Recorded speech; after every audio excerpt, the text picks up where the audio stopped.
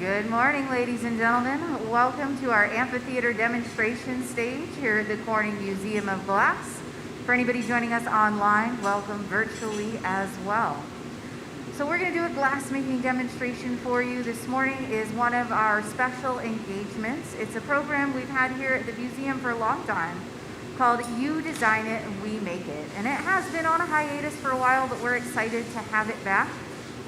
So essentially, the short of it is that our guests and fans from around the world submit illustrations on a theme, and then we'll choose one of those illustrations and create it in glass.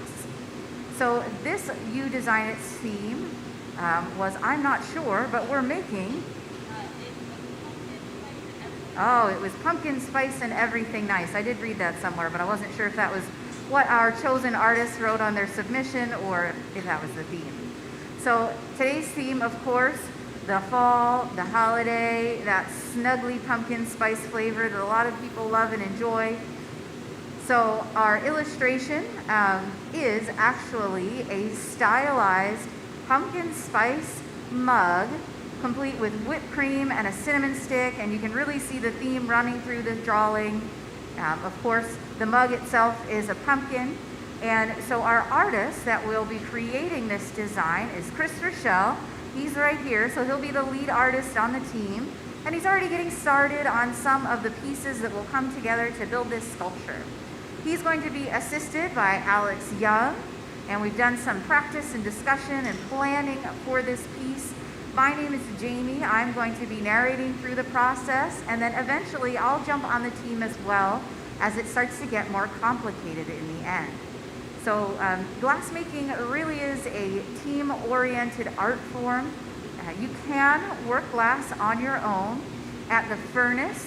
It's a bit limiting. There's lots of things that you can't do all by yourself, but there's a few things that you can do.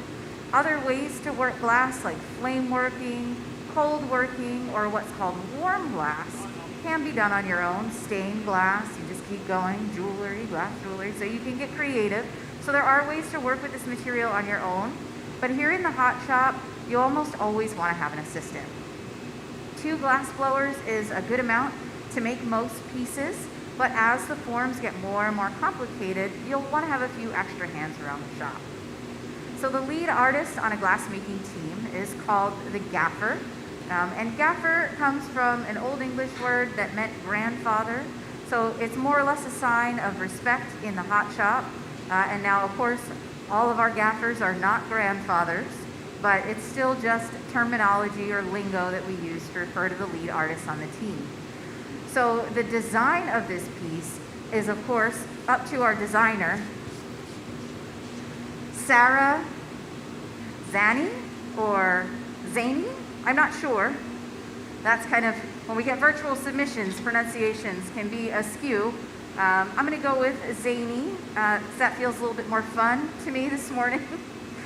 So Sarah Zany submitted this design for our pumpkin spice and everything nice theme. But Chris is going to be the artist or the craftsperson that creates that design.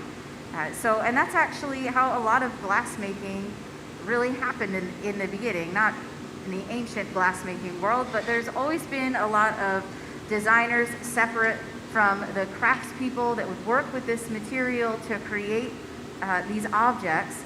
And then in the late 60s, early 70s, in the United States, the glass art movement began.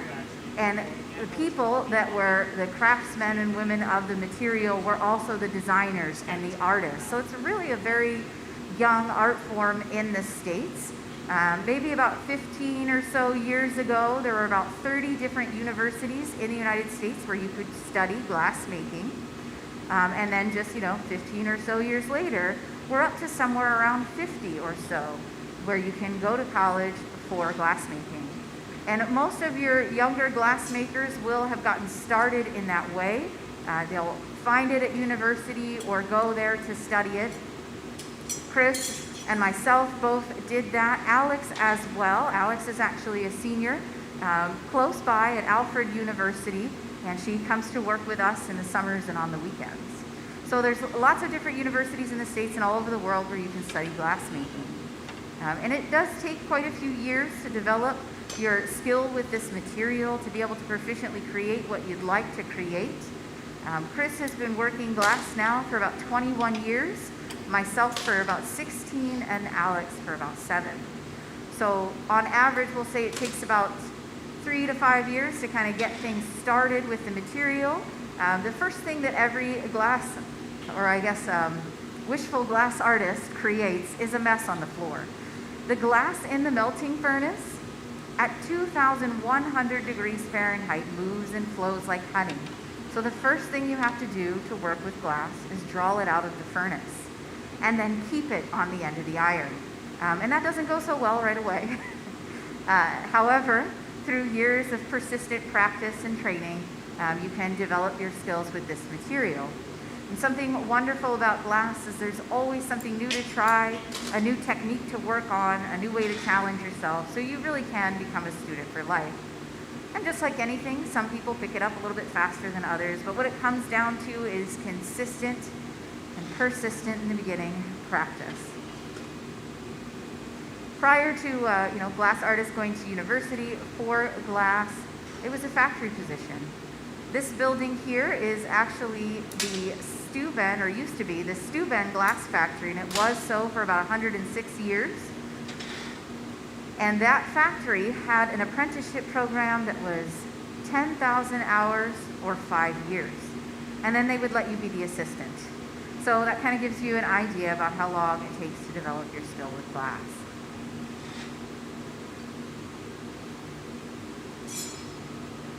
So we're getting started with today's piece by prepping some pieces or separate parts. There's lots of different ways to work glass just here in the hot shop. A question that we get often is how long can you work on a piece of glass? And the answer is kind of, almost just as long as you want, really. Because parts can be made on separate days, brought back into the hot shop and added to create a sculpture. We can start a piece at 9 o'clock in the morning, prepping parts and various things, and then come back after lunch and finish it up. You can create pieces, allow them to cool down, carve into the glass, create designs that way, reheat them, and bring them back up in the hot shop. So there's quite a few processes that can last quite a long time. For this piece today, we won't keep you here for days or all day long or anything like that. But we are going to do a few pieces prior to getting to that main or central form. So the first part that Chris is working on is going to be the leaf part of the design that you see on the lower half of the mug. What we'll do with our pre-made parts is set them inside of a unit called a garage. So this glass blowing stage or studio was put together after the Steuben glass factory closed, and we were able to really design it to our heart's content. So it's glass blower Disneyland down here. We've got all the toys, and we did that intentionally to sort of, we built it, hopefully they'll come. We have demonstrations on this stage with world-renowned glass artists, and we like to say, if you can think of how to create it or think of something interesting or new and unique, we'll find a way to make it down here with all of the bells and whistles that we were able to acquire and have here at the Corning Museum of Glass. So it's a really great place to make work or to just come to work every day. But in any event, one of the tools that we have is the garage. So sorry to hide back here in the corner while I narrate, but here's where the garage sits. This unit is designed to hold that leaf for us until we're ready to incorporate it into the main design. The glass that we work with is called soda lime glass. There are many different types of glass.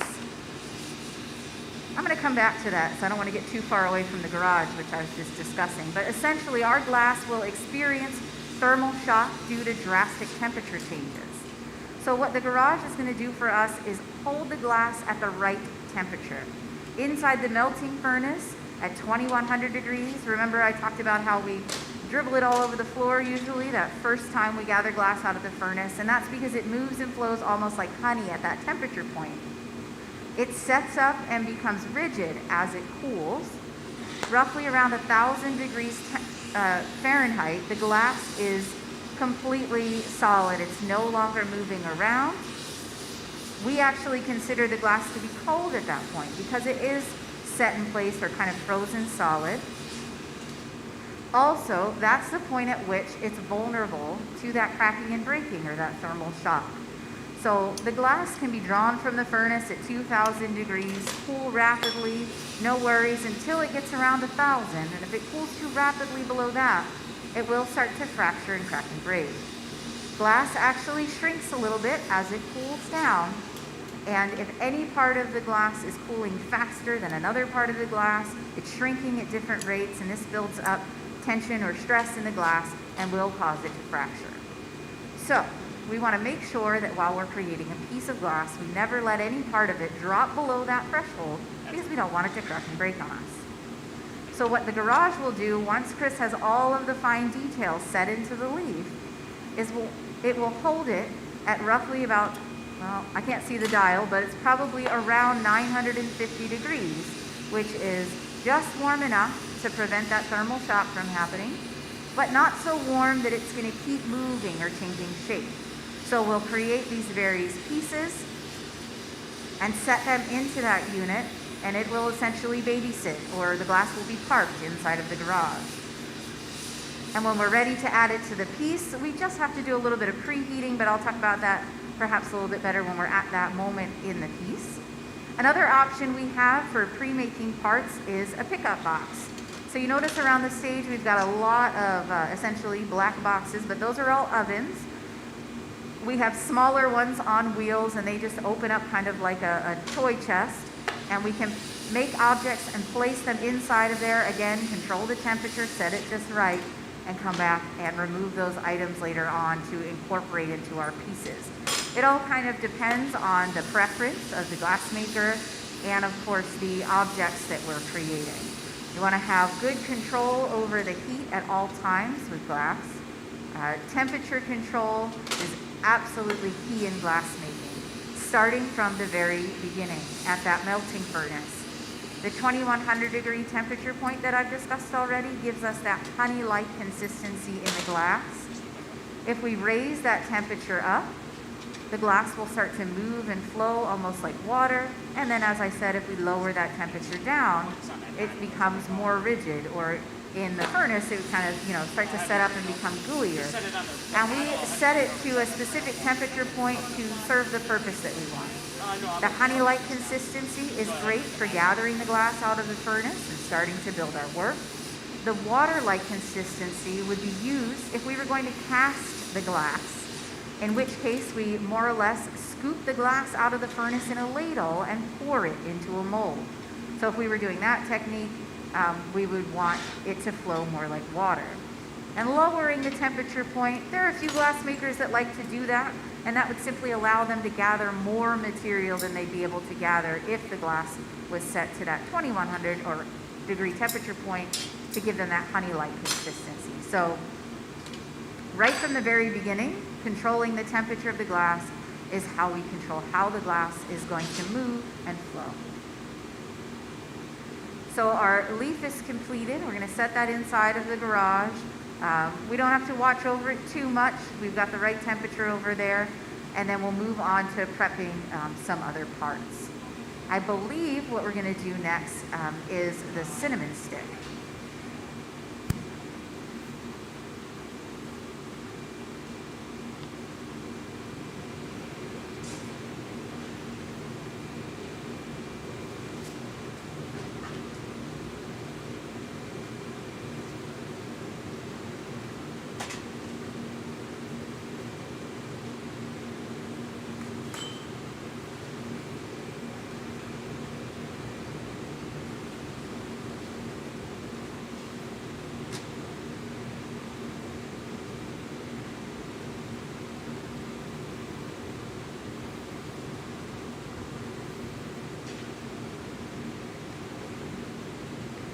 All right, so we're going to get started on that next piece. Now our cinnamon stick is going to be pretty small, but there is an object that we create in glass called cane, and then eventually Marini, that is made by drawing the glass or stretching the glass out. Fiber optic cable, of course, is also glass, drawn out into a fine thread. So Chris is going to stretch this glass out to create that cinnamon stick, but it's going to be on a pretty small scale because we just need one cinnamon stick. However, if we had a project going, let's say we were going to make a whole bunch of these mugs, we would probably create that cinnamon stick by creating glass cane. And we'd essentially get set up with a bunch of glass cinnamon sticks. So there's lots of different ways to create cane. Chris is colorizing the glass with crushed up glass color. It's actually a powdered color. We get the glass color in all different sizes, so we can get it in little chips that look kind of like coarse salt, or also big chunks of it that kind of look more like rolled oats. We can also get it in color bar form. So this is solid glass color. This jar here has some bright green, crushed up, kind of like coarse salt size glass color in it. So Chris is going to work with the powder and create the color that he pre-designed before the demonstration to get that cinnamon stick look. But we could also create cane with the color bar. And one of the easiest ways, not that it's easy at all to create glass cane, would be to start with this color bar. Probably break it off, a little piece like that. You preheat it, because if we just go right into the furnace with this cold glass, it will experience that thermal shock I talked about and crack and break. So we would preheat that piece of color bar. We would collect it from one of our small holding ovens or pickup ovens and introduce it to the furnace heat, which is all three of these furnaces are running over 2,000 degrees.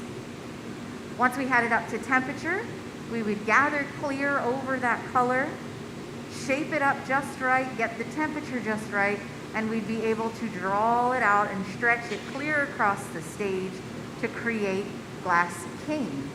So those of you that are here in the live audience can probably see this. It's not a diagram because these are pieces of glass, but you get the idea. The examples, all these various glass cane or glass sticks that were created. This white one here would be as I was describing, using the white color bar encased in clear and stretched out across the stage. So you can see there's all different types of cane that can be created. One of a really popular one are these twisted canes. So real quickly, how you do those is you create the single glass stick and then pick up about 4 or 5 of those, encase them in clear, draw them across the stage. But as you do that, each artist on either side twists in the opposite direction and spiralizes those lines to create the twisted cane.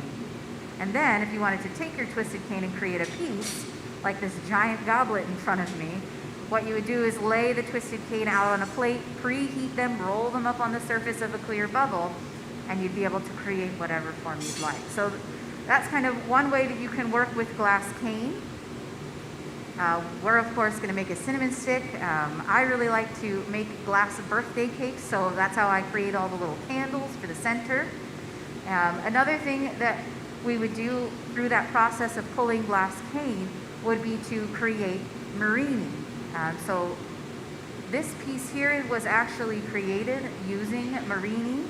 So clear glass with yellow encasing the clear was drawn across the stage. It was pre-shaped to create the hexagons, and then drawn across the stage, chopped up into little slices like chips, and then laid out onto a kiln plate or a kiln shelf to be preheated. So with Marini, it's kind of like quilting. You patch the little design together, and then you can heat that up, and it becomes sort of a tile. You fuse that all together so that it's a sheet of your pattern, and then you can roll that up on the outside of a bubble and create a piece like that kind of honeycomb vase that we have down here on the stage.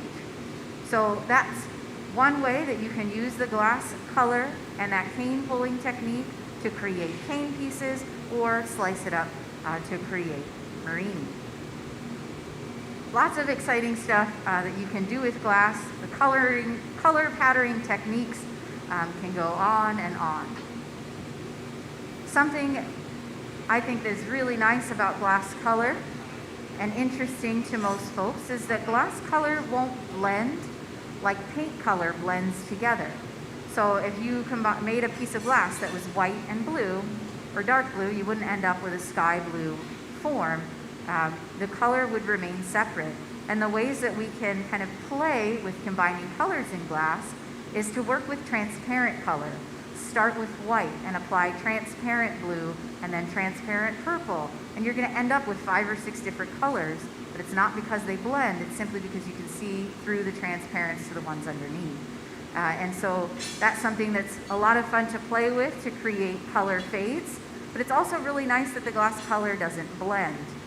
So these 2 pumpkins are actually a really nice example of some color fading done with the crushed up glass color or frit. And you can see this one has the white in the background and all those various blues. So we've got a lot of different color techniques that we can play with. You don't see, not a grand example of the color not blending, but of course the orange on top isn't affected by the black underneath, and you can kind of see designs like that. So lots of different coloring techniques that we can play with in the hot shop. And of course, along with the twisted cane, you can see these pieces here were created using one color underneath and a transparent over top to create these canes that were then rolled up on the outside of the bubble. Special side note about the objects here on this bench, they were all done during another one of our live stream engagements. And so our live streams are, of course, being streamed actively as they happen, but on the museum's YouTube channel, they're available like a library of glassmaking demos. So if you really love one of these objects that you see here today, you have the opportunity to go watch it being made online, as well as check out some of our other demos, or, you know, it's pretty early in this demonstration, but if you showed up halfway through, you'd be able to see the whole thing. It's a really great resource or source of entertainment available online if you'd like to see some more glass making. And then just in case anybody doesn't know, speaking of glass making online, there is a glass making reality TV show on Netflix called Blown Away.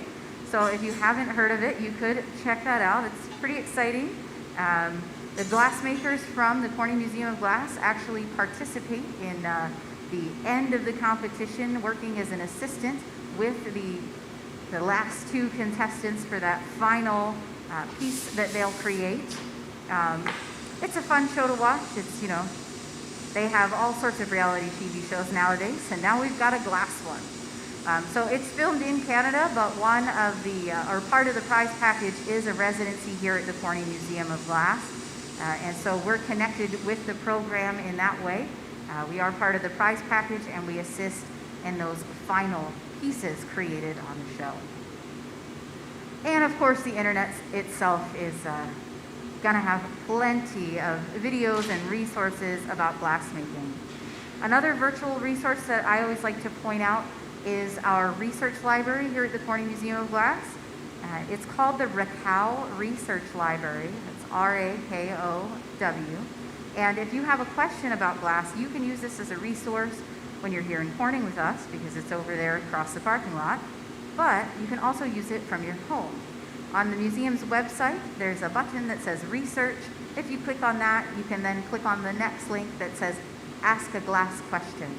This allows you to email our librarians directly. You can even incorporate a photo you took with your cell phone while you were here if you're really wondering how was this piece created, or more about the artist that created that particular piece or something like that. You can include an image. But it's a great resource available to those of us that are here in Corning, New York, and those of us around the world. It is the largest library dedicated completely to glass. So that's a great resource to have here in Corning, New York as well.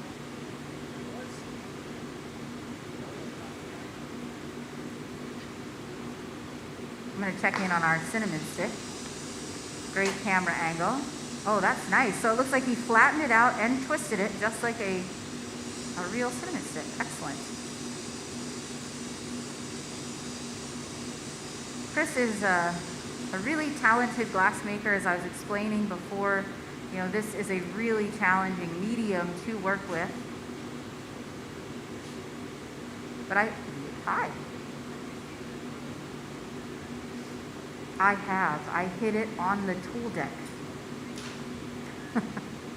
It's very hidden right on the tool bag. So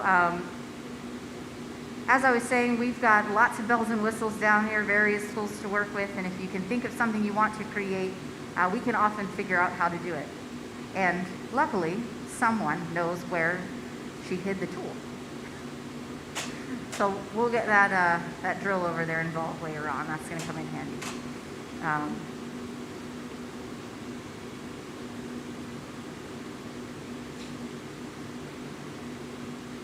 All right, so I'm not sure exactly what's going to come next. I think we're going to make one more part. Did anybody have any quick questions about anything I've discussed so far? Don't worry, I've got lots of time with you, and I love to just keep talking and talking and talking. So stunned silence is good too. All right. And of course, if you are watching virtually, you can ask questions online through the chat box. And Amanda will reach out to me if she doesn't know the answer, and we'll get those questions answered for you. And if neither one of us knows, we're going to send you to that research library, but we'll figure it out one way or the other. So feel free to ask questions during the show, after the show, online during the show, email our librarians. We're here to really share glass with the world, teach everyone about glass, and of course we are very lucky to share something that we love. So the next piece that we're going to create, I'm pretty sure, is going to be that whipped cream up at the top of the vessel, but it's looking to me like that's going to include a little bit of blown glass. So we'll do this a couple times, but this time I think is going to be really excellent because you're going to be able to see the bubble make its way out into the glass. So we are blowing glass in a little bit of a funny way, but essentially Chris has collected glass from the melting furnace. He's going to center it, shape it, and then send air out into that solid mass of glass to create a hollow core or our starter bubble. And if you blink, you will miss it. It happens very quickly. The pipe itself is a hollow stainless steel tube called a blowpipe. Basically a big metal straw so that we can send air out into the solid glass. Now, I discussed a lot about how temperature affects how the glass is going to move.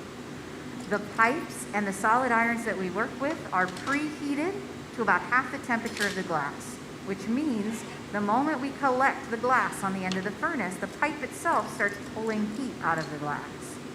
So right across the face of the blowpipe, there's surface tension created. That glass is colder, so it requires a little bit of extra air pressure to get that air bubble started out into the molten glass. But once it crosses that threshold right off the face of the pipe, it expands really quickly because the rest of the glass floating off the end of the iron there is still really, really close to that 2100 degree temperature point. We've shaped it, so we've cooled the exterior of the shell, and that's how we control the shape of the bubble as it expands. But that core is still just fluid molten glass moving very easily. So it does require a little bit of pressure to get that bubble started, but once it crosses that sort of gate, if you will, at the top of the pipe, it expands really quickly. A little bit like, blowing up a birthday balloon. It's kind of hard to get started and then it goes easily.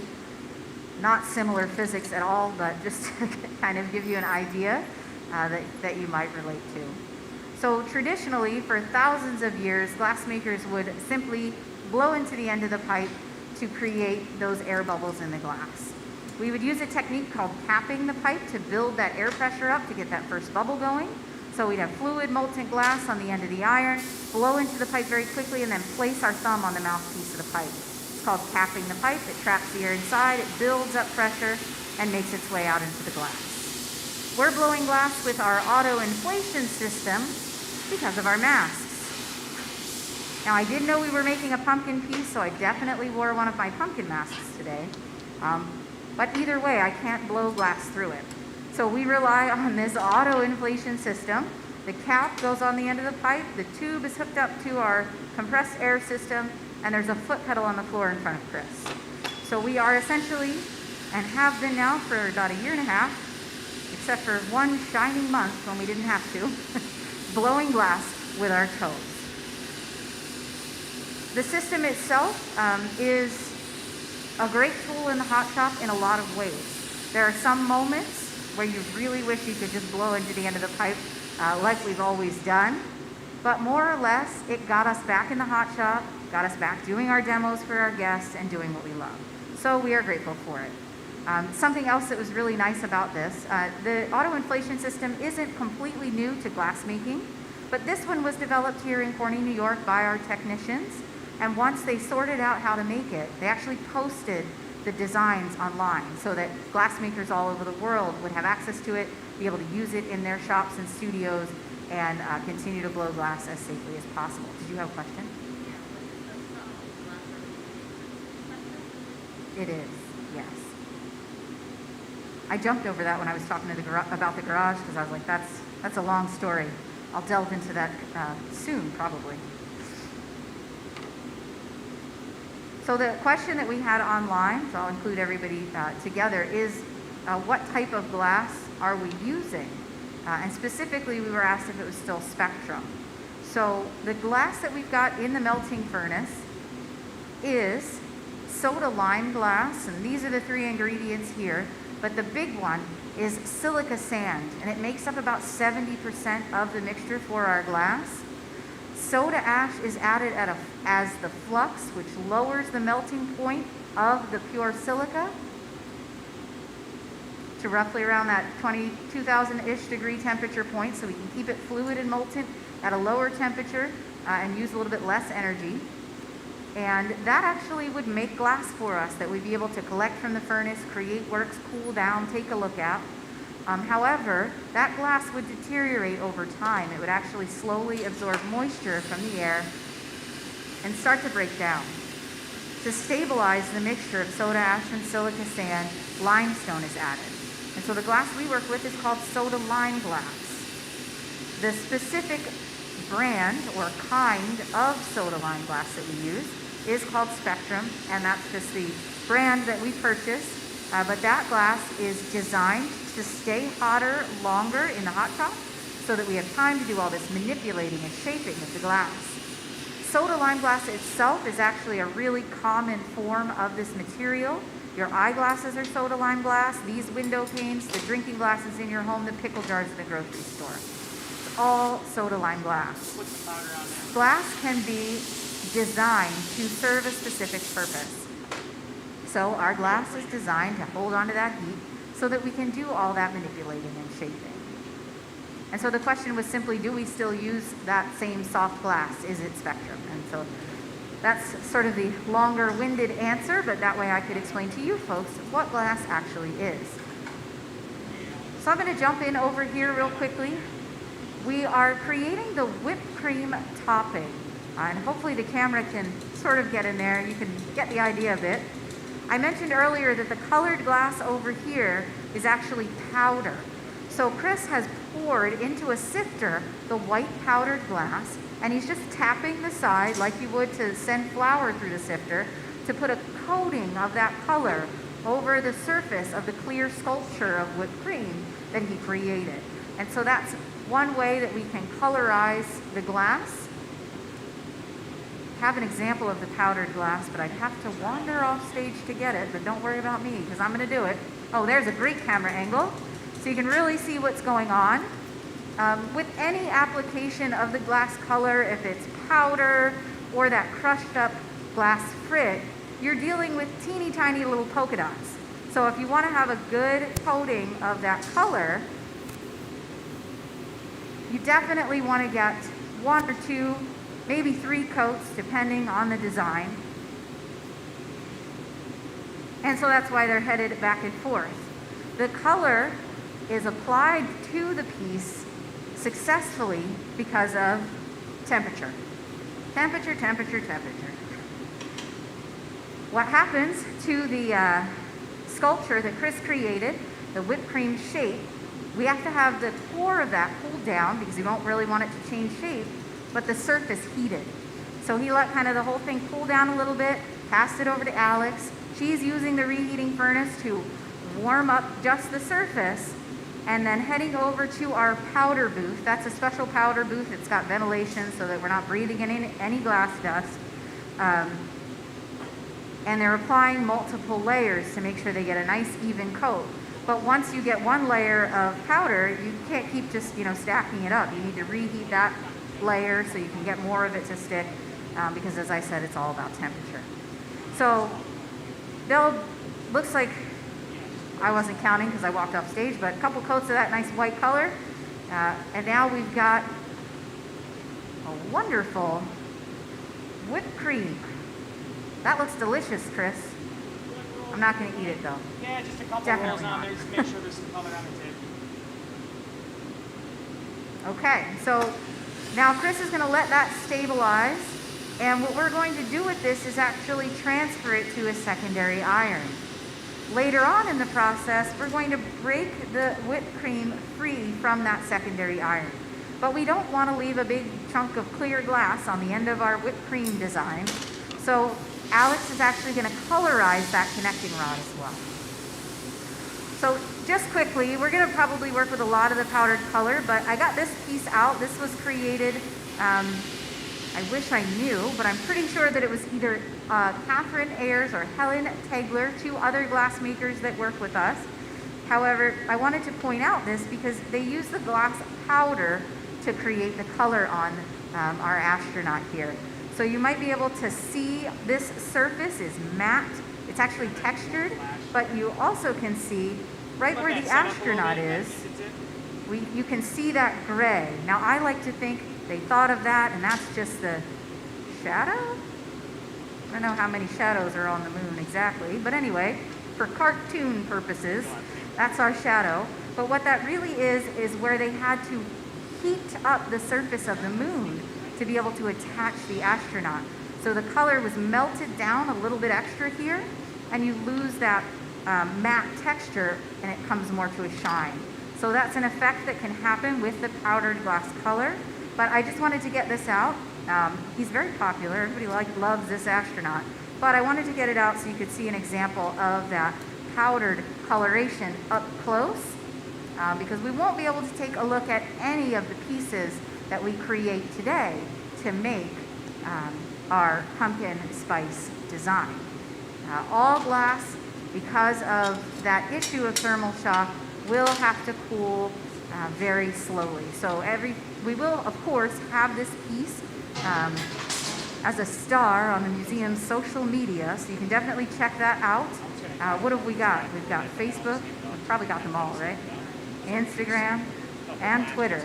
So you definitely won't be able to miss getting to see an image of this piece if you so desire. So you'd be able to have access to that online, but sometimes it's a little bit easier to see if you can see it in real life. So I got that example out for us.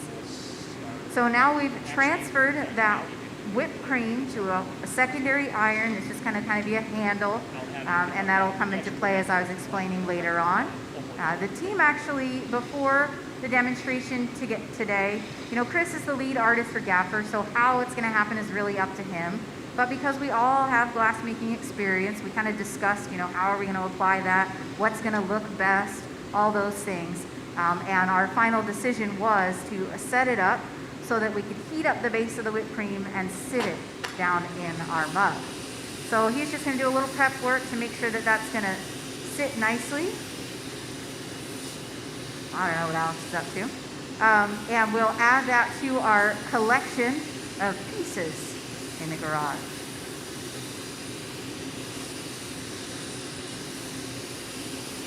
You'll see us use both of these torches throughout the demonstration, but we've got the two of them to serve different purposes. So that small one is a very precise heat. We can heat up very specific sections of the piece. It's also a superheater. That torch can, I think it's somewhere around 4,000 degrees Fahrenheit, so it's super hot. The larger flame that's just back there kind of blowing in the wind or the air conditioning, these things down here are actually, this is a Glass Blowing Studio Luxury. These are air conditioning vents. It's really nice. So that the flame's flapping in the air conditioning, if you will. But we call that the fluffy torch because it's fluffy, but it also casts a lower temperature heat, but it does just help us to maintain temperature in the glass through the process. So we'll use that later on, usually with larger pieces. And as I said, that's a propane torch. This one kind of comes from the flame working studio, and it was adapted to be used here in the hot shop to give us this more precise flame.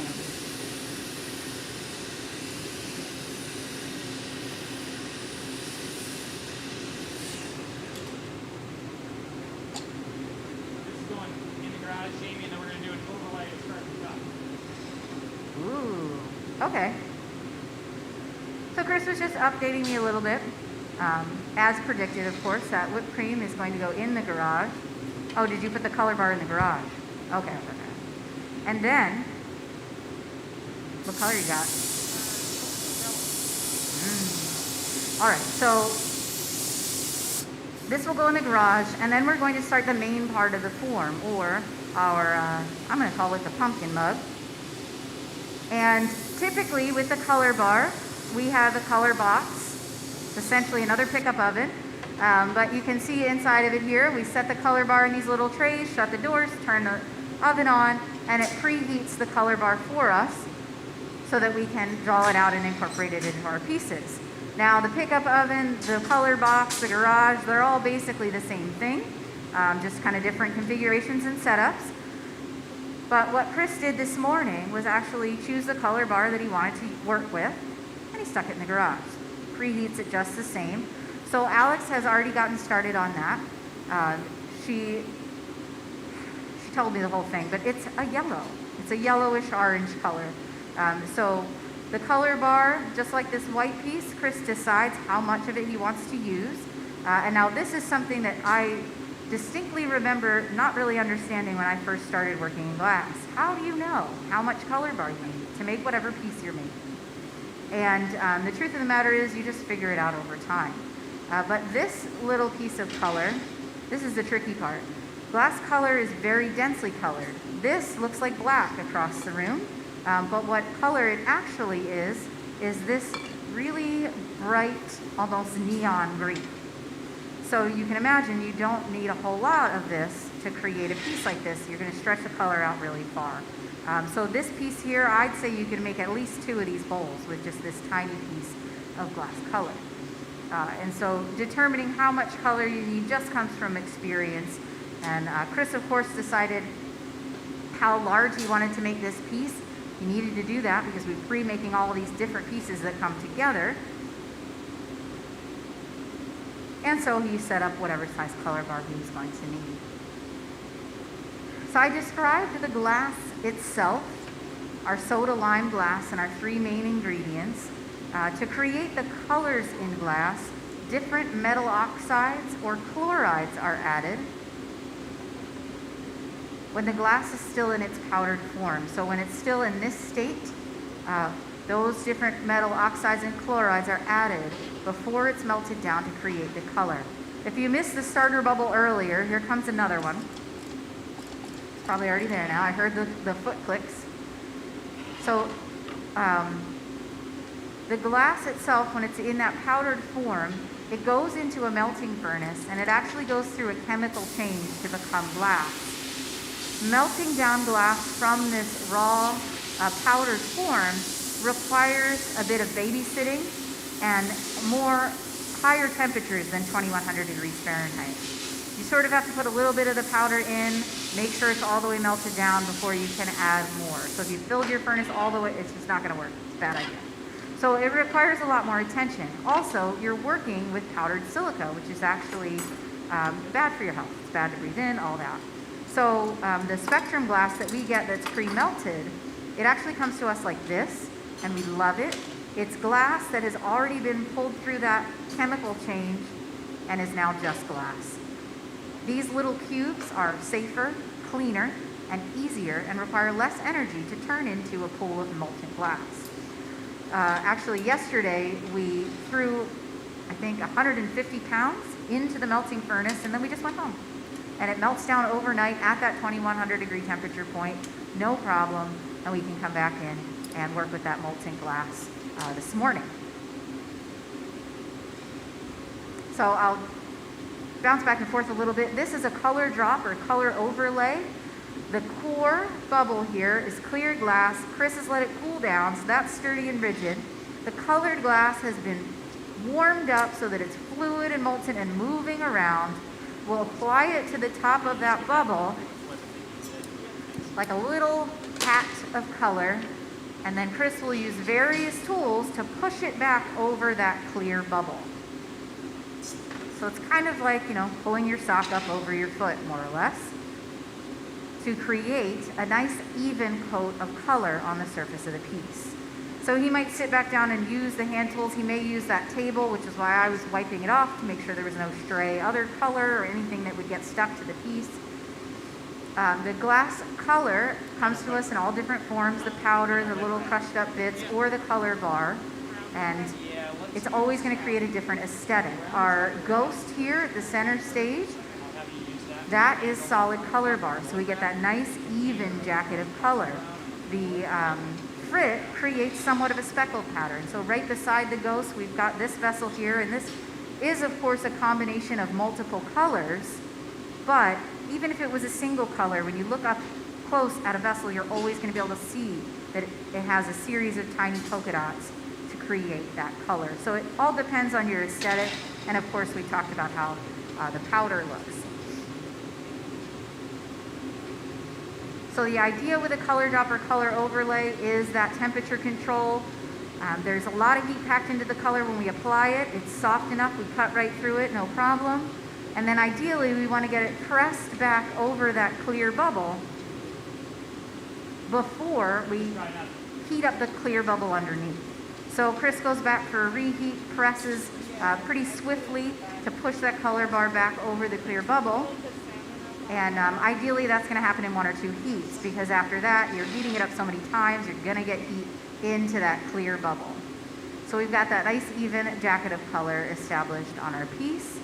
We'll do a little bit more centering. You might inflate it a little bit more, and we're definitely going to need a little bit more glass. I saw some conversation going on, and of course the pumpkin's got lots of different colors on it, and we're working with that powdered glass to create a really nice texture for our piece. So I'm not sure how we're going to get all the color on, but we're certainly going to gather up a little bit more glass. So back to creating the glass color. When it's in the powdered form like this, that's when they add the different metal oxides and chlorides, and then that powdered mixture is melted down. The glass is drawn out and shaped into these color bars, or drawn out and put into a tumbler to be crushed up to the various sizes. We don't make our clear or our colored glass here at the museum. We don't mess with any of that. We sit comfortably at a table and flip through a catalog, or I guess nowadays flip through a website, and choose our favorite colors and order them. Our color mainly comes from a glass color company in Germany called Reichenbach, and they've got upwards of 200 colors available for us to choose from. There's a handful of other color companies in the world. In Murano, there are color recipes that are guarded family secrets, and you can only get those colors at that particular glass company or within that glass family. So many different colors created in glass, as I said, through the addition of metals. So briefly, the pinks are actually made with gold chloride. I always mix up the oranges and the yellows, but cadmium and selenium are there. Greens with iron, copper makes aquamarine, cobalt makes the royal blue, manganese makes purple. Black glass does not exist, it's just really dense purple. It's a little tidbit there. But as you can see, based on the plethora of pumpkins over there, a little bit further down on the stage, we have lots and lots of different beautiful colors to choose from. And as I mentioned earlier, the colors don't blend together, which is nice, but some colors do chemically react to one another, or they are reducing or striking colors. I could go on and on. But basically, the short of it is that the colors that react to one another, it looks kind of like they do blend, but they usually create a third completely different color. The reducing or striking colors will go on one color, go through the creation process, and then end up another color. But we can predict that change, so we know what that striking color is going to become. Colors that reduce are shiny, and we just do something at the end of the process that pulls some of the metals present in the color to the surface, and we can create somewhat of a shine. And I know I've got some of them. I think what we've got going on a lot is a color called iris gold. And so that's the one on the pumpkin stems here that has that sheen or shine to it. Kind of looks a little bit like that shininess of an oil slick where you see that rainbow, except it's in beautiful glass and not a terrifying spill in your driveway. Now, in order to collect, yes? A hello from a friend. Aww. Heather says hi, Chris. Hi, Heather. Alex, say hi, Heather. She's really cool. Alex. Psst, Alex. Alex says hi too, Heather. So Heather is one of our glass makers, I would say, from our Corning glass family, who just recently set off to become part of the Texas glass family. And so she's on an exciting new adventure, moved near a few other glass makers that we know and love, and we do hope that her and one of our other glass family members, G. Brian, are having a super great time. Thinking of you both, big hearts. Alex, you forgot to say hi to Heather. Just wave to Heather. Very good. All right, so while I was getting all emotional, we've taken another gather of glass from the melting furnace. So hopefully you saw it while I was distracted. Can I play the video while we're doing a live stream? Okay, cool. I don't know where it is here. Oh, maybe our friends in the, I don't want to push the wrong button. There we go, great, thank you. So this is our gathering animation. It shows you the process. We've got a pot or a crucible inside the melting furnace. Whatever setup we have, we plunge that below the molten surface, rotate nice and evenly, and collect out that additional layer of glass. So that just gives you a little window. We made that nice animation a handful of years ago, but that really kind of shows you that gathering process. Our melting furnace holds up to 1,000 pounds of clear molten glass when it's full. And as I said, we threw about 150 pounds in there yesterday, so it's pretty high up there. But it is a huge crucible or pot on the inside. Something about these furnaces is once we turn them on, they're on. This one's been on since 2015, and I have been hearing rumors that we might turn it off sometime this winter, probably in January and February when there's not many people around. It's freezing and snowing every single day. But we only turn these furnaces down if we plan to repair them, or sometimes they force us to repair them. But this one's been going since 2015. And one of the big things that happens to a furnace is that glass is actually corrosive, and it starts to chew away at that bowl or crucible from the moment we turn it on. So when we do turn it off, especially over all of those years that have passed by, it's going to kind of have a few pits in it, and you can usually stretch the life of a crucible, fill that in, and turn it back up, and you can get away with a few more years. But we'll take a look at what's going on in there once we cool it down. So the melting furnace is always on, always got molten glass in it.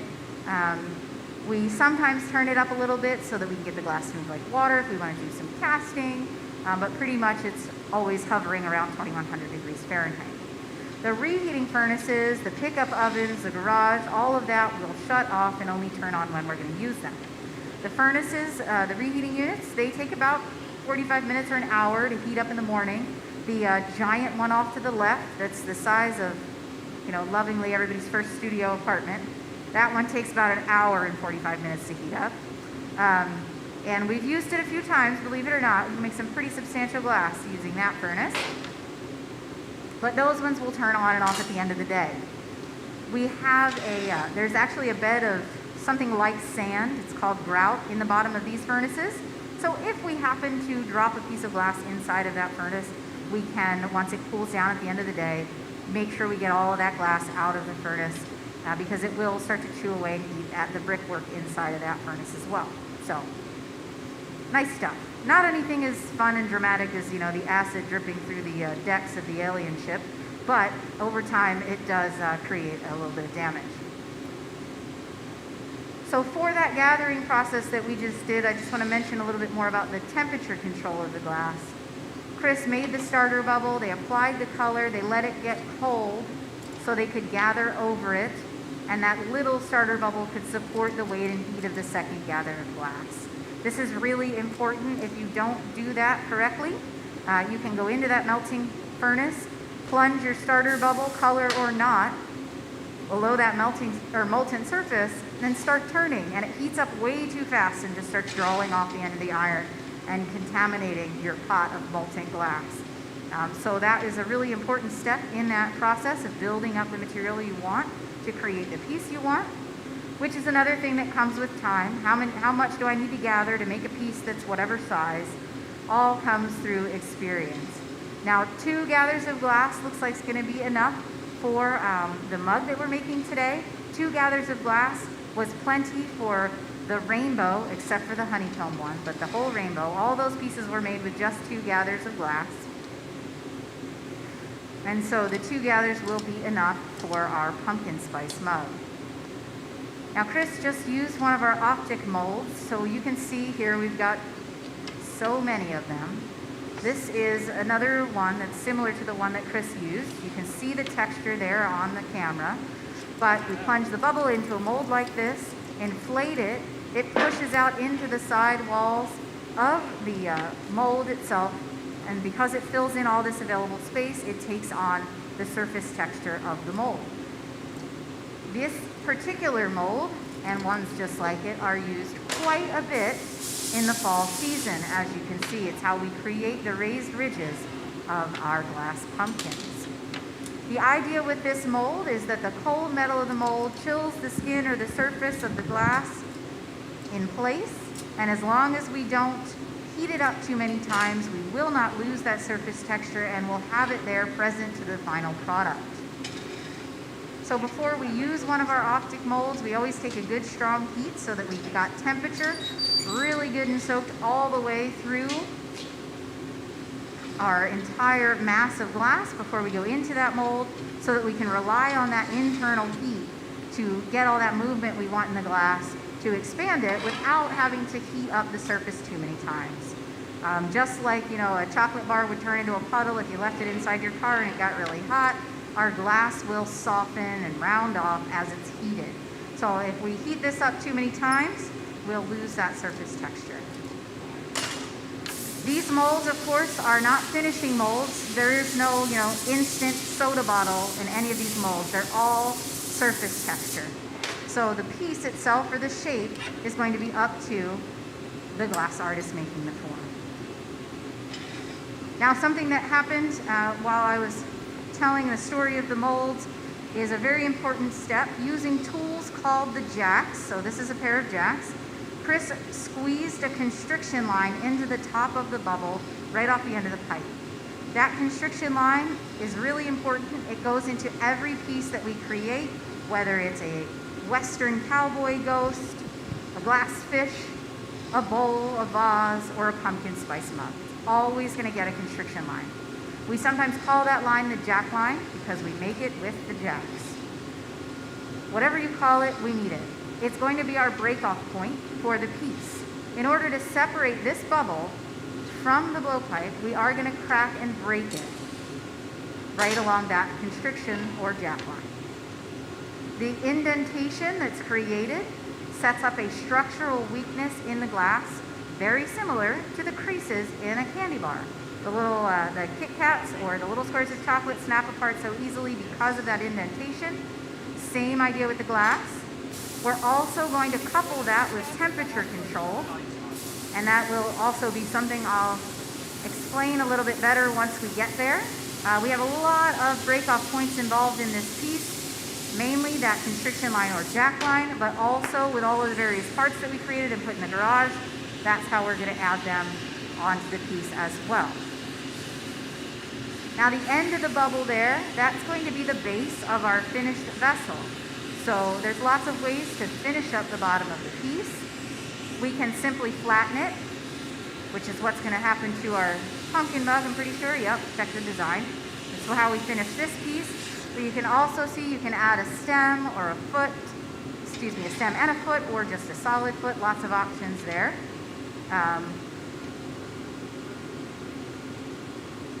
There's lots of different ways to finish up the piece. But of course, we are creating this form to a specific design Typically, you know, Chris, Alex, or I would make that decision and finish it any way we'd like. Because we're working in the color, you can really obviously see where the heat is in the glass.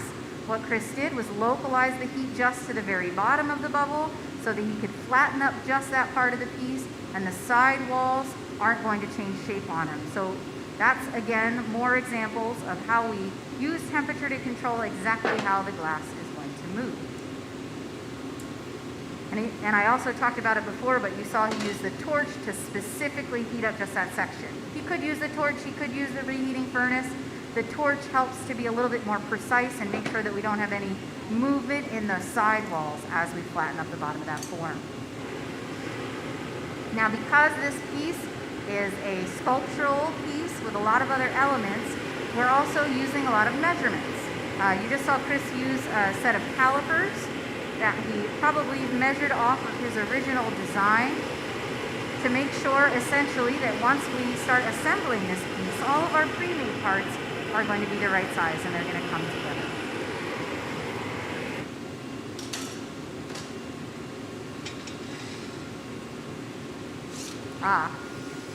And now for the drill.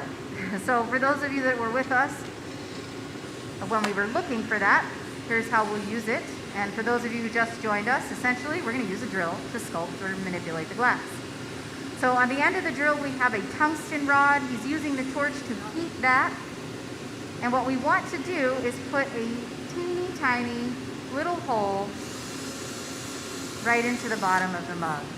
There's lots of reasons to set a hole into a piece that we're creating. In the case of our pumpkin spice and everything nice mug, the reason is that we don't want to essentially trap an atmosphere. We want to make sure that there's some way for the air to escape. This is important as we finish up the piece. We want air to be able to escape so that as we heat and change the temperature of the glass, we don't have any issues with it, maybe collapsing or expanding in ways we don't want. Just a little extra heat on it. And also, once the piece is completed, it's ideal to have that kind of little bit of ventilation in any closed form. Another reason that we might use that tungsten rod to puncture holes in the glass is if Chris wanted to transfer this piece to another iron. If we were going through this process, we would use another blowpipe. We wanted to further be able to inflate the top of a sculpture. We would put that little hole in, put a collar on the end of a pipe, connect it so that it was still essentially open, and we could send air out into the glass. And so that's probably getting way ahead of myself on that one, but in any event, there's lots of different reasons that we would set that hole into the glass using the tungsten rod and the drill. For this piece, it's just going to serve that ventilation purposes and make sure that we don't create a trapped atmosphere. What we're going to do with the piece now is transfer it to a secondary iron called the punty. Alex set that up. I thought you were dancing. I was like, oh, this is an exciting punty. She wasn't dancing. She was stepping on a foot pedal back here to send water up out of that pipe cooler to cool down the metal iron. So she's created a punty. It's a little bit of glass on the end of one of our solid irons shaped up into a Q-tip or a dome shape, and we're going to attach that to the bottom center of the piece. Hot glass sticks very readily to other hot glass. No problem there. But we don't want the punty to be too warm because we do want to break it free later on. If it's too warm, it will fully fuse or kind of completely melt to the bottom of the piece, and it'll be a bit of a challenge to get it off of the base. We don't want it to be too cold either, or it's not going to stick properly. All of the connection points in glass are very heavily reliant on the temperature at which they were applied to the piece.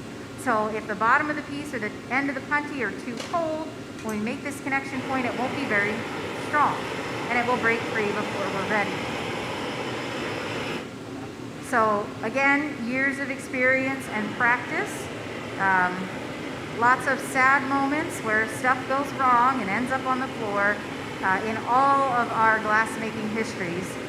But now relying on our years of experience and familiarity working with the material, we can kind of gauge the heat in the glass, and we're able to separate it from the pipe, keep it connected to that punty iron and successfully transfer the piece so that we then have access to the opening or the top of the form and we can complete it.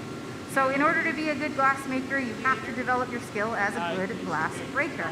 To be able to break the glass in a controlled manner, again, lots of practice.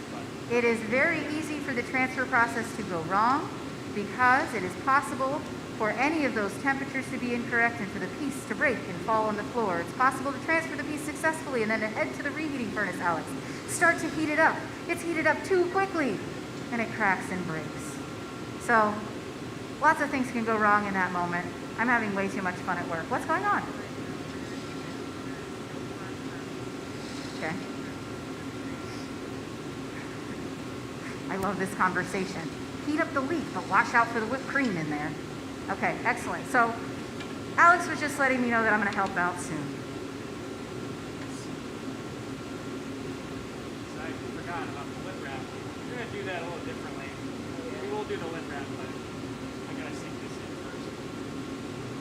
Yeah, that's what I meant earlier. Yeah, thank you. You're right.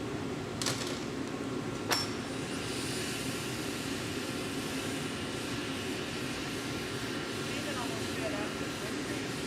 We'll do it before we put that on there, but I'm just gonna, I gotta make this right first. All right. Sip of water, safety glasses on, ready to join the team.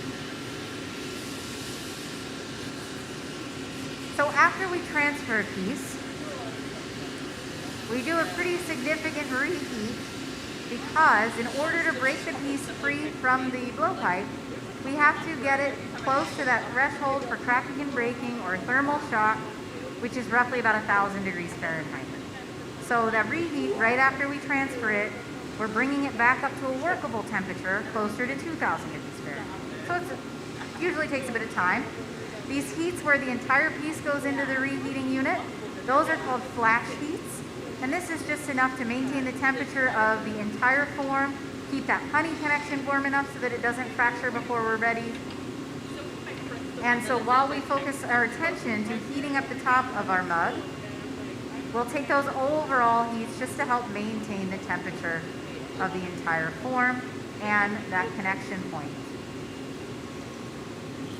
So Chris is actually setting what I'm going to call a whipped cream bowl into the top of the mug by rolling the lid not back onto itself, but kind of back into the vessel. We have quite a few pieces that have rolled lips, but typically we start to open them up like this and fold them back onto the shoulder. So halfway, whole way. And you can see it doubles up the color, adds a nice aesthetic touch. I love doing that just because it's kind of challenging and it's super fun. And I also really like the way that that looks. Oh yeah, you can do the lip wrap too. Sorry. But I'm going to say that's the first time I've seen somebody fold it inside to create a bowl. But U-design it's are really fun because of that, because it's always, you know, a design that we didn't think of. So it's something new when we figure out how to make it. Speaking of our U-Design It program, for anybody who wasn't here right at the beginning, this program is exactly as it sounds. You design these pieces. So what we're going to do is every other week, I think maybe through the winter, we're going to post a You Design It, We Make It live stream. You can participate in this by going to the museum's website. Across the top of the website, there's a bunch of words. You want the one that says glass making. And then once you click on that, on the left-hand side, you'll see that You Design It, We Make It button. Another shorter way, go to the museum's website, check out that search bar, just write You Design It. And then it's the first thing that pops up. I checked that out this morning so that I could share that with you folks. But once you get there, the theme for each You Design It will be posted. This theme was pumpkin spice and everything nice. And then you'll be able to submit your drawing or your illustration, and then we'll choose one of them and create it during a live stream just like this. So for those of you watching virtually, you can participate in the future. For everybody here at the museum, you can participate in the future. So it's, again, a great kind of way to connect and outreach with our community here at the museum and around the world. And that's kind of where the hot glass demonstration program grew from. We wanted to share glass with the world. So our You Design It, We Make It program is something that's a lot of fun, and it's actually been on hiatus for reasons of masks and trying not to be so involved with each other, sadly. But we're bringing it back, and we've done it virtually. This way, everybody can participate, and we can all do that safely. This is a lip wrap, exactly as it sounds. At the right shape and heat, we can stretch glass around the lip of the piece to add that additional color element. Side notes that are interesting: the transfer process is something that cannot be done by machine, only handmade glass. The mark will be the punty mark on the bottom of the form, so you can see that on vessels. Sometimes it's polished away and you won't see it, so it's not a sure sign. But the lip wrap, especially, don't have a lot of examples of lip wraps, but the lip wrap in a different color, that is an absolutely sure sign of handmade glass. That is not done or can't be done by machine yet, I guess, but for now, only real live human glass blowers can add those wraps to the piece. Did you have a question?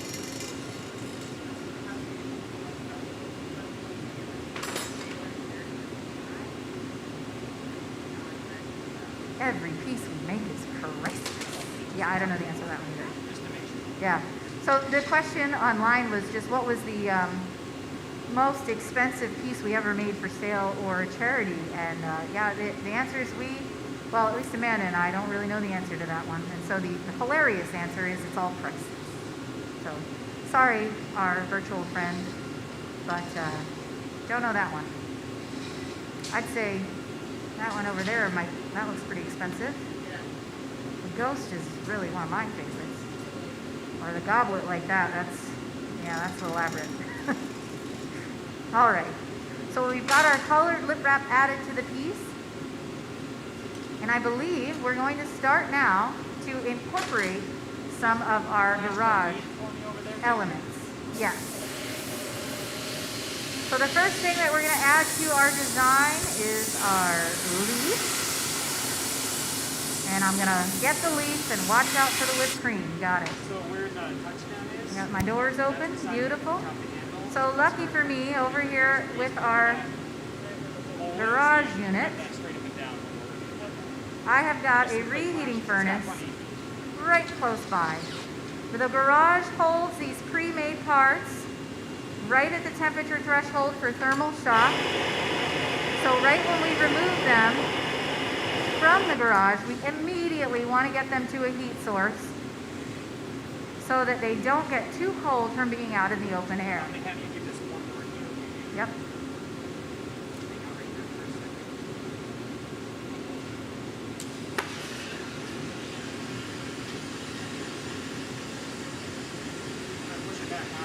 Yep.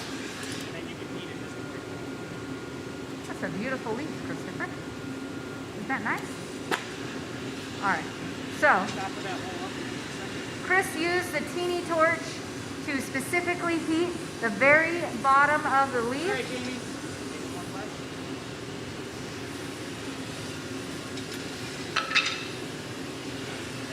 All right.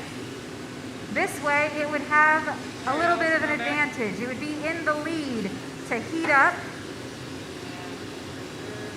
because that's the part of the leaf that Chris wanted to be the hottest for the application on the mug. So that's our touchdown point. Temperature, super key in every step of the way. He uses that hot torch going all the way around the base of the leaf to make sure that it's fully fused.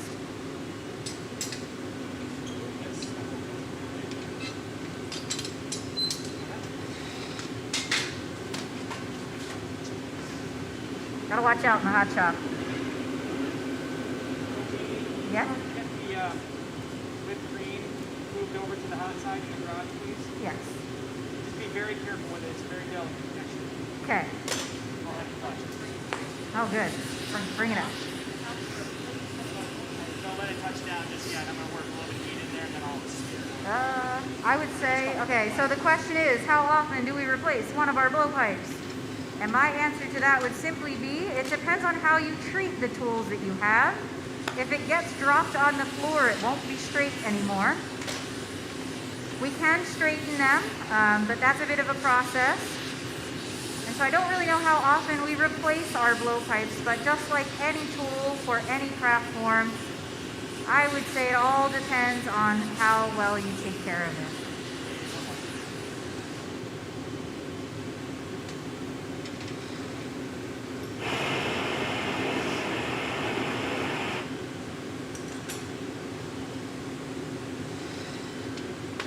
So another note about how the garage works, it has two garage bays, if you will. The one closest to the heat source is of course a little hotter, and the one further away is a little cooler.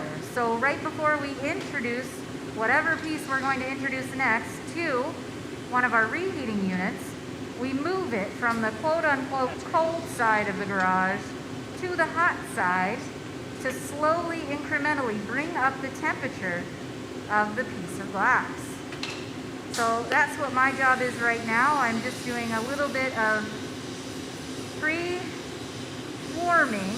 of our whipped cream before we bring it out of a 1,022 degree furnace, or excuse me, garage, and introduce it to a 2,100 degree furnace.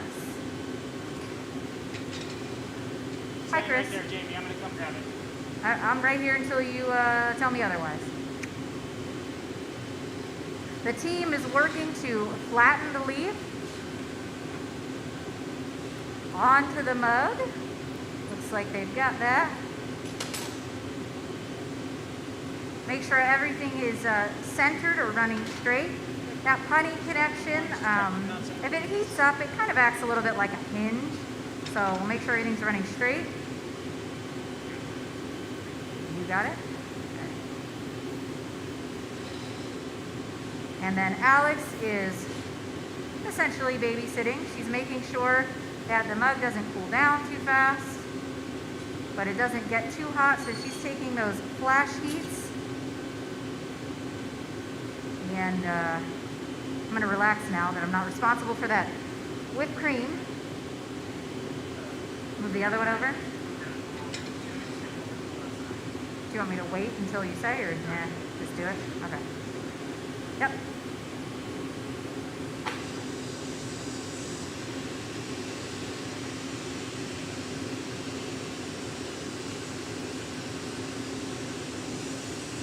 All right, so just managing the heat here. We want the base of our whipped cream hot enough so that it's going to stick nice and securely into the top of our mug. Oftentimes we sort of heat the object that we're attaching, not so much the vessel, but it depends on what we're doing and how we want it to look. In the case of the whipped cream, of course, we don't want the cup to move around the whipped cream. But when we apply our cinnamon stick, we actually decided before the demonstration, we'll probably heat up the whipped cream so that the cinnamon stick looks kind of like it's actually plunged into the whipped cream. So it kind of depends on the effect that you are looking for, how you manage that. But either way, it's got to be hot enough.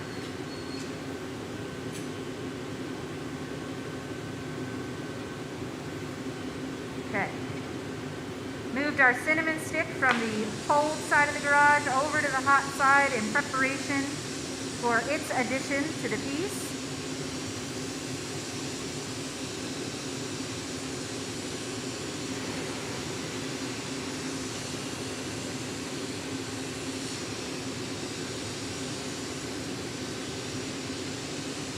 Exciting. Lots of friends online. Lots of virtual viewers.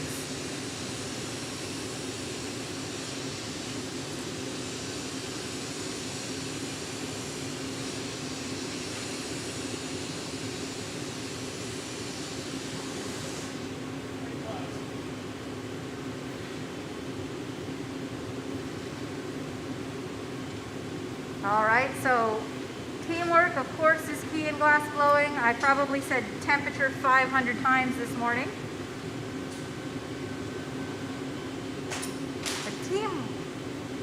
Teamwork is a big one, temperature, and then timing. So you're going to hear some communication on the team about that timing. Chris will say, I'm almost ready, 5 seconds, something like that. So the team knows where everybody else in the shop is and they can move forward appropriately. Our designer, Sarah, is watching the look in the process. I was just wondering. As I was talking about all of our virtual friends, I was like, I wonder if our designer is watching. And that's why I ran across the room actually to look and see her name again because I didn't want to get it wrong. Whoop, there goes our whipped cream right in there. Chris did not mess around. If you do kind of like try to aim, you know, you can end up psyching yourself out there a little bit. So he just went right for it, got it in there. Great application. So Amanda just shared with me that our designer, Sarah, is watching the demonstration virtually with us, and she's loving it, and she wishes she was here with us. It's always a lot of fun to have our designers with us, and that's something that we used to be able to do before we had to take the program away. We actually had, you know, crayons and markers set up and papers out, and everybody could draw, and we would go choose from the illustrations and announce it over the loudspeaker at the museum. And very often, our designer would be right here in the hot shop with us, and that always added to the fun. But it sounds like, as we hope, our designer is happy with the piece, and she's loving watching the process and seeing her design come to life in glass. Jamie, will you bring this over to the powder booth for me? Sure. The added bonus of our You Design It, We Make It program, yeah, flash and head over, got it, is that our designers actually get to have the pieces. So if you participate in our You Design It program and we choose your design, if you're here, of course, we would hand it to you. But if you're not, we would mail it to you. You want to dust the other stuff?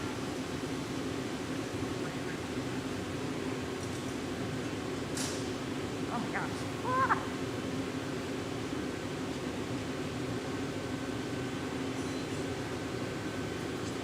Yep.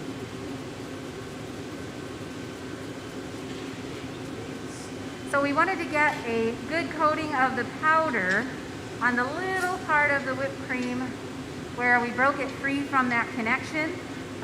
If you were here earlier, we did set it up so ideally,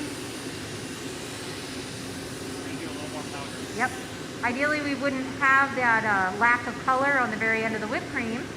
But I guess maybe we wanted to touch that up and make sure that it was just right.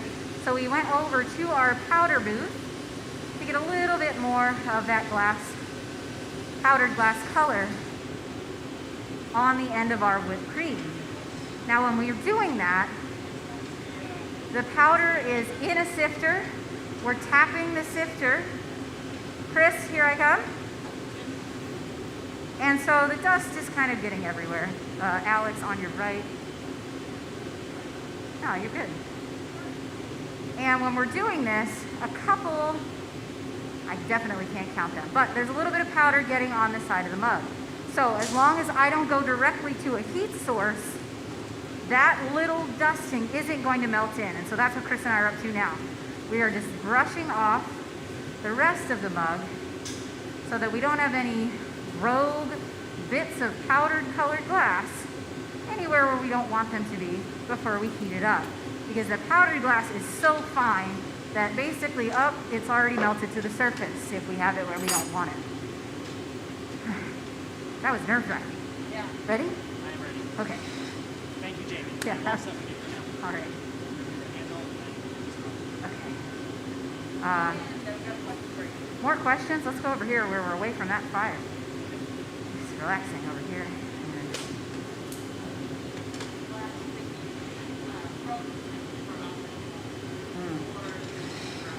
Okay.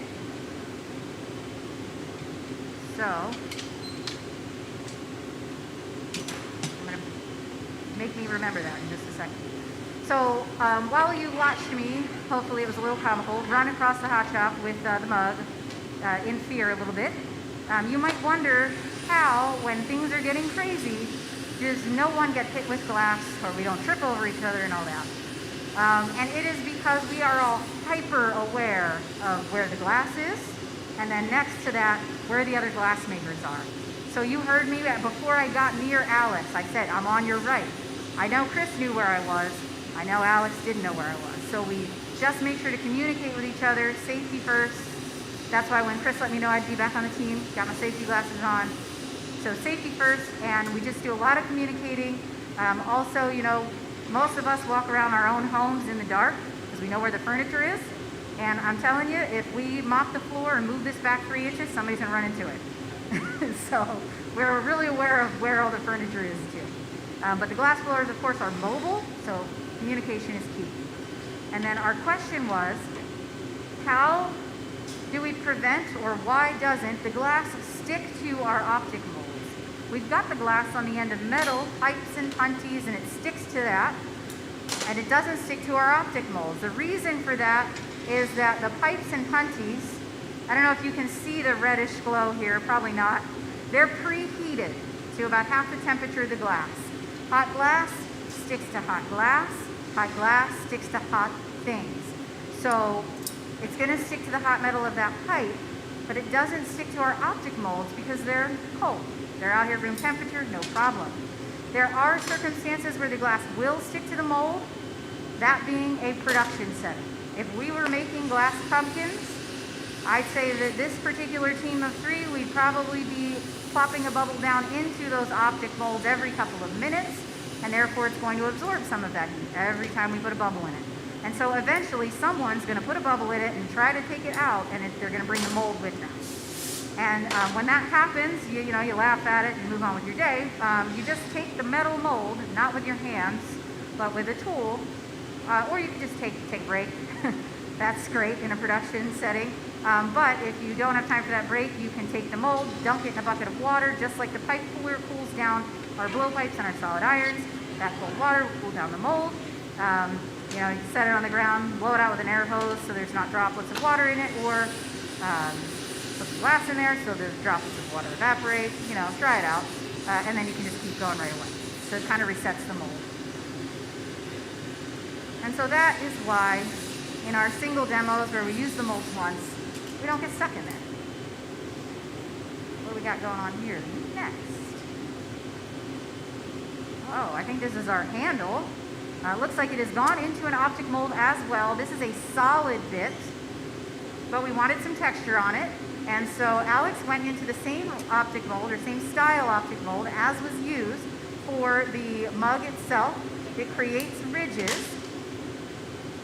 Chris asked Alex to twist that as she was drawing it upwards, or he was drawing it upwards. This spiralizes that texture. You can see that in all of our pumpkin stems. We always do that. From across the room, you can see this spiral here. It was the same idea. We plunged a bubble into one of those optic molds. As we inflated it, we twisted it, and we can get this spiral pattern. So now our handle has that spiralized texture that I think was part of the design. The color, glass color, all looks different. So Sarah, your mug's gonna look a lot brighter once it cools down. For everybody that's here with us, anything that's hot is going to glow orange. Orange glass often looks brown or like chocolate when it's hot. Everything looks a little different when it's hot in the hot shop. And now we consider the glass cold around 1,000 degrees, but at that temperature point, of course, it's not cold, it's still hot. And the color does not yet reflect that true brilliance that it will once it cools all the way down to room temperature. So all the colors are affected by the heat. White, however, is one of those colors that is not very affected by the heat. You can see it looks bright white. It's going to look bright white once it's cooled down. But all of our greens and oranges and yellows and browns, they're going to brighten up a bit once the glass cools down. And so I'm not sure of the color set into the handle itself, but again, it's going to look different once it cools down. It's hard to read that all in the hot shop. All All right, coming together good. So, hey Chris, I've got the cinnamon stick on the hot side. Do you need anything else? We're gonna powder a little bit more first, and then I'll have you grab that one. All right, I'll be over here.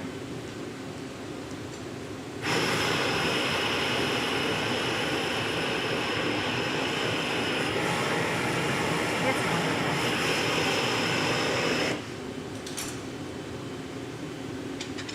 Have another sip. Jamie, can you open up enough room for us to fit in the Oriole over there? All right, so excellent idea by Chris. As much fun as I had running across the hot shop, we're going to do a little bit more powdering, and then we're going to heat that up using the reheating furnace that we've got right next to our powder booth.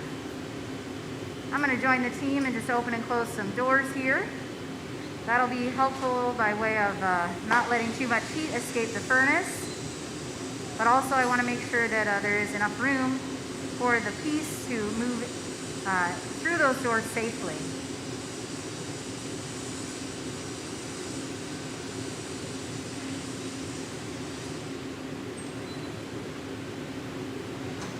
All right. So now we need just enough heat to melt that powder on there, so I'm not worried about that. I'm going to go ahead and leave those doors open.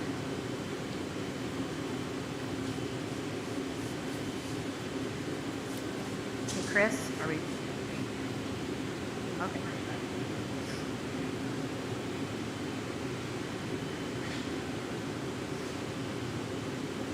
All right. Housekeeping.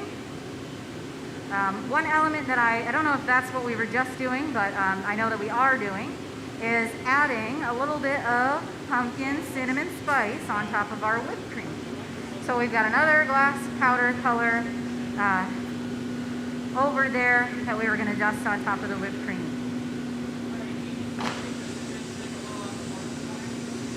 Sure thing. Are we going to apply that over here at this bench?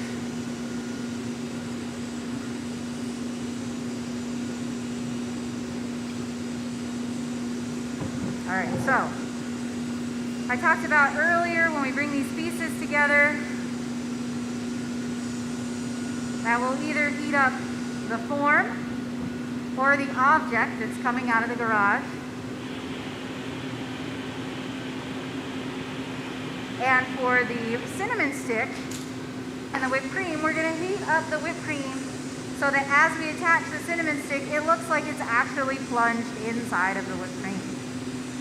All about the details.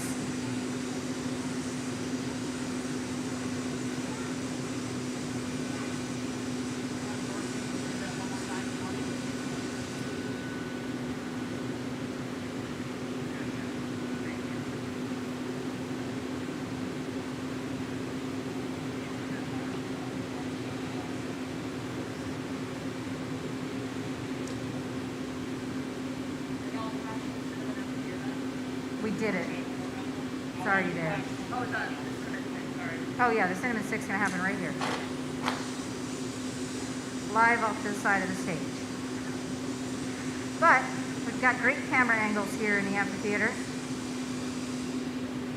So you might be able to see on the top of our pumpkin spice mug that we've got a... You're fine, I just want to be here in case the cinnamon stick's sticking out sideways or something.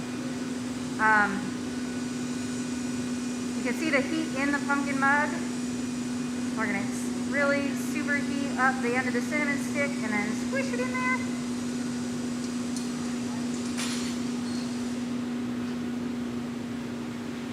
All right, excellent, nice and comfortable. So now we've got the cinnamon stick attached. It's still moving around right at that joint, so Chris is going to stylize it, stabilize it, etc.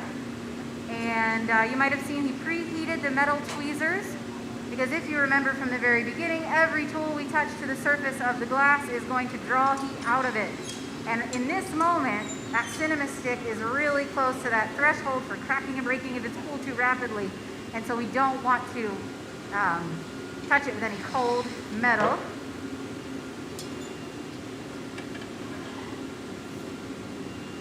I'm just supervising in case you need me, Chris. Alex is suiting up in some of Corning's finest. She is going to take hold of our pumpkin spice and everything nice mug and place it inside of a slow cooling oven called an annealer, so that this piece can cool down very slowly and prevent any of that thermal stress from building up in the glass. All glass has to be annealed or slowly cooled to prevent any of that cracking and breaking from happening. The bigger or thicker the piece is, the longer it takes to cool it down. So this mug, I'm going to say we'll probably do at least a 24-hour cycle on it.